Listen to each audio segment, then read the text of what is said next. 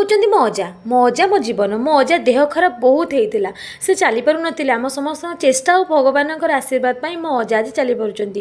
ମୁଁ ଯେତେବେଳେ ଛୋଟ ଥିଲି ଏମିତି ଚାଲିବା ଶିଖୁଥିଲେ, ଆଉ ମୋ ଅଜା ଏମିତି ମୋତେ ଜଗିଥିଲେ, କାଳେ ମୁଁ ପଡ଼ିଯିବି କି। ଆଜି ମୋର ସୌଭାଗ୍ୟ, ମୁଁ ମୋ ଅଜାକୁ କେୟାର ନେଇପାରୁଛି। କୁହେ କି ମୁଁ ଛୋଟବେଳେ କ୍ଷୀର ପିଇନି, ସବୁ ଫୋପାଡ଼ି ଦିଏ। ମୋ ଅଜା ମୋତେ ବୁଲେଇ ନେବେ କହିକି କ୍ଷୀର ପିଆନ୍ତି। ଆଜି ମୁଁ ମୋ ଅଜାକୁ ନିଜ ହାତରେ କ୍ଷୀର ହର୍ଲିକ୍ସ ପିଇବାକୁ ଦେଉଛି। ଦିନ ଥିଲା ମୁଁ ଏମିତି ଛୋଟ ପିଲା ଭଳିଆ ହେଉଥିଲି, କିନ୍ତୁ ଆଜି ମୋ ଅଜା ପୁରା ଛୋଟ ପିଲା ହେଇଯାଇଛନ୍ତି। ସତ କହୁଛି, ମୋ ଆଖିରୁ ଲୁହ ପଳେଇ ଆସୁଛି। ଛୋଟବେଳେ ମୋ ମୁହଁରେ ଟିକେ ହସ ଦେଖିବାକୁ ଯେମିତି ମୋ ଅଜା ଚାହିଁଥାନ୍ତି, ସେମିତି ଆଜି ମୋ ଅଜାର ମୁହଁରେ ଟିକେ ହସ ଦେଖିବାକୁ ଆଉ ଖୁସି ଦେଖିବାକୁ ମୋତେ ବହୁତ ଖୁସି ଲାଗୁଥାଏ। ମୁଁ ଯେତେବେଳେ ଛୋଟ ଥିଲି ଜମା ବି ଖାଉନଥିଲି ଆଉ ବହୁତ କାନ୍ଦେ। ମୋ ଅଜା ମୋତେ ସାଇକେଲରେ ବସେଇ ବୁଲେଇ ଦିଅନ୍ତି ଆଉ କୁହନ୍ତି, ବାୟା ଆସିବ ତୋତେ ନେଇଯିବ, ଜଲ୍ଦି ଖାଇଦେ, ଜଲ୍ଦି ଖାଇଦେ, ଖାଇସାରିଲା ପରେ ତୋତେ ମୁଁ ହାଟ ବୁଲେଇ ନେବି। କୁହନ୍ତି, ଦେଖ ମୁଁ କେମିତି ଖାଉଛି, ଚାଲିପାରୁଛି ଆଉ ସାଇକେଲ ଚଲେଇ ପାରୁଛି। ହେଲେ ସେଇ ଅଜା ଆଜି ପୁରା କୁନି ପିଲା ହେଇଯାଇଛନ୍ତି, ନ ଖାଇବାକୁ ଜିଦି କରୁଛନ୍ତି। ଭାଗ୍ୟ ଯେ ମୋ ମାମୁଁ ଘର ପାଖରେ, ଆଉ ମୋତେ ମୋ ଅଜାକୁ ଛୋଟ ପିଲାଙ୍କ ପରି ଯତ୍ନ ନେବାକୁ ସୁଯୋଗ ମିଳୁଛି, ଯେମିତି ମୋ ଅଜା ମୋର ନେଇଥିଲେ।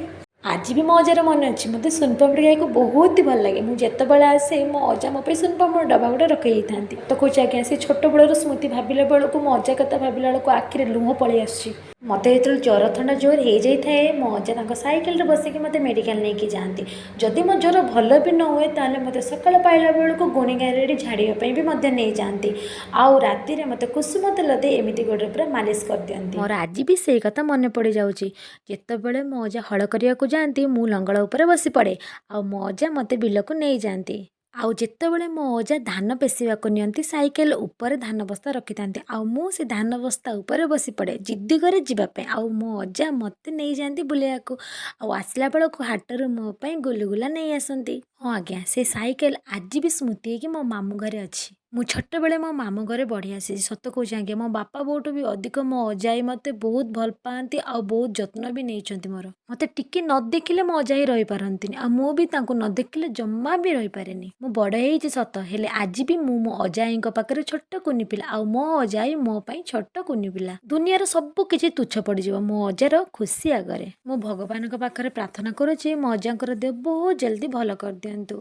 ମୋ ଅଜାର ବହୁତ ପ୍ରିୟ ବହି ପଢ଼ିବା। ଆମେ ଯେତେବେଳେ ଛୋଟ ଥିଲେ ଆମ ବହି ପଢ଼ନ୍ତି, ଆମକୁ ପଢ଼ାନ୍ତି ମଧ୍ୟ। ଆଉ ଦେଖନ୍ତୁ, ସେ ଏବେ ବି ସେ ପୁରୁଣା ବହି ଧରି ପଢ଼ୁଛନ୍ତି ଆଉ ଆମକୁ ପ୍ରଶ୍ନ ପଚାରୁଛନ୍ତି। ମୋ ଅଜା ଏମିତି ସବୁବେଳେ ହସୁଥାନ୍ତୁ। ଆଇ ଲଭ୍ ୟୁ ଅଜା।